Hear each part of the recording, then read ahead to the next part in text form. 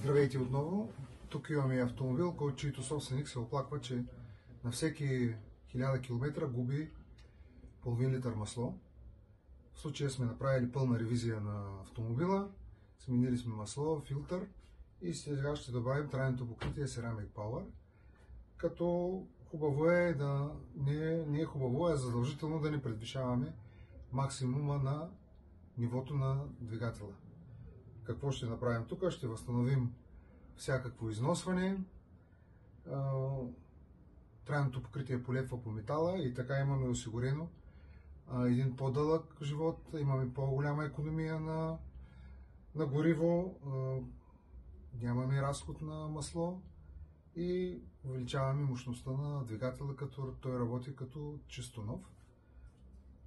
Няма нищо сложно, просто трябва да гледаме за кубатурата на двигателя. В случая имаме 1,6 бензин, а тук е за 1,5. Това не оказва чак такова голямо влияние.